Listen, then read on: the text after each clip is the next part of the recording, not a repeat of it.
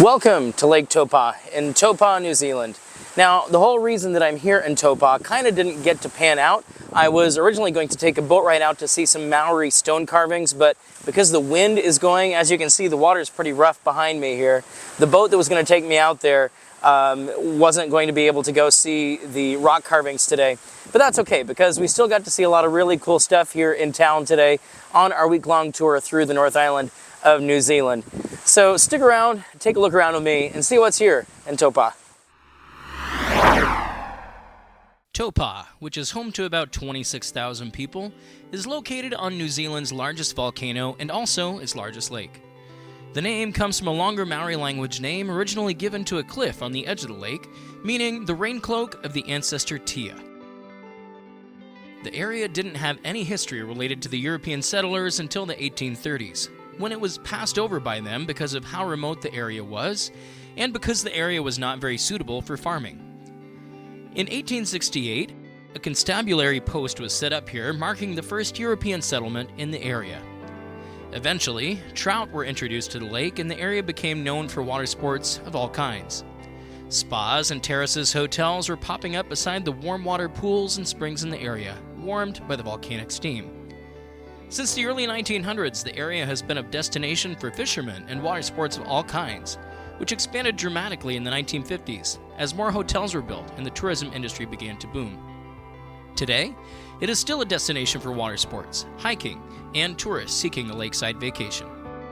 Taupo has a nice little museum with a very affordable $5 admission fee that has some fantastic displays on Maori artifacts, including the remnants of a massive war canoe and many other beautiful historic Maori decorative and functional pieces. For cultural reasons, however, many of the Maori objects are not able to be photographed. There is also a reconstructed Maori meeting house, which you must take your shoes off to enter.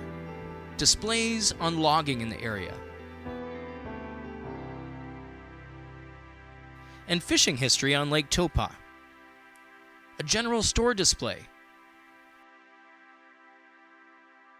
A Kiwi caravan or camper setup, as we would call it here in the US, as if it was from the 1950s and 60s. Displays about the Taupo Ironman triathlon, and a moa skeleton, which is an extinct species of flightless bird native to New Zealand. Outside of the museum is a neat little rose garden with a covered gazebo overlooking the lake. While many of the roses seemed gone by when I was visiting, it was still a pretty little garden. I also learned that there is a rose named after the Lake Taupo area, the Taupo Rose. There is also a park outside of the museum that has some really cool statues and things to look at, as well as being right across the street from the edge of the lake. There is also a performing arts center and library just on the edge of the park. There is a lot to offer in town as far as shopping and dining options go. Since this was only my second day of my trip in New Zealand, I decided to try one of the hot savory hand pies that are so famous down here. I got a steak and cheese pie from this great little bakery, as well as a cinnamon roll that I enjoyed afterward. While I am not a McDonald's fan, or as New Zealanders call it, Macca's, one of the most unique McDonald's in the world is located right here in Taupo. A lot of McDonald's have unique features, but not many McDonald's have a decommissioned DC3 plane that you can actually eat on. Even if you're not a McDonald's fan like myself, this McDonald's is definitely worth checking out, especially if you're into aviation history. As I mentioned at the start of the video, I came here to take a boat ride out to see a giant Maori carving aboard one of the boats with Chris Jolly Tours, as seen here in a picture from someone else. However, we were informed that because of the choppy water, the boat would not be able to get to the rock carvings that day. So I took a refund, but if I ever am back in Taupo, I would totally try again to see the rock carvings. It was a nice looking boat that they had. Too bad I didn't get to ride on it. Instead, I took a look on my own at some of the natural beauty in the area. I took a short hike from the Spa Thermal Park, which had a disc golf course, many walking paths, and a warm water bathing spot in the river that also had a concession stand. The path that heads toward Huka Falls is the path I took, which was at times fairly steep. My calves were definitely feeling it. However, the path follows the river edge and provides a beautiful view as you're walking. Lots of plant life that is not found in the US also made the path very interesting for me, as many of these plants were brand new to me. The path seemed well maintained, and I came across many others hiking, running, and walking their dogs.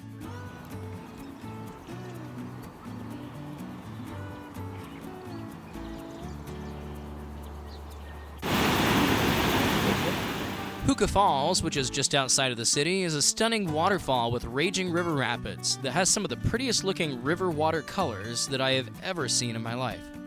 The falls are 11 meters or 35 feet tall.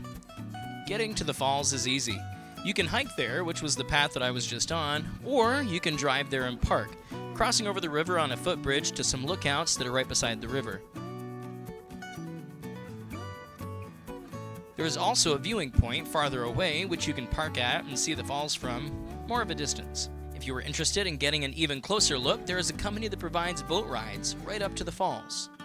Near the Huka Falls is the Huka Honey Hive, a combination of an educational bee exhibit and an everything honey related store. In the store, you can try different kinds of honey for free, see bees hard at work making honey behind glass, of course, and even get some hot drinks that include honey or ice cream, again, including honey. It was a neat little place to visit since I was already in the area. I honestly really enjoyed the Taupo area and would give my absolute highest recommendation for places to stop in the North Island of New Zealand. If you are like me and enjoy mountains, lakes, and the lifestyle that comes with them, I think you would like Taupo. As I mentioned before, there is plenty to see and do here. Plenty of places to choose from to eat, although, like many smaller New Zealand towns, not many were sit-down style restaurants, mostly takeaways, or I suppose you could do what I did and eat at a picnic table in the street, which actually was kind of fun. What can I say? When you combine natural beauty, which this area is completely loaded with, and a town that provides enough to keep you provided for, entertained, and busy, it's a combination that is meant to be. I also have to say that the people here were some of the friendliest people I encountered in New Zealand. They were helpful, kind, and laid back. On my road trip through the North Island, Taupo was my absolute favorite stop. We'll see you next time somewhere else down the road.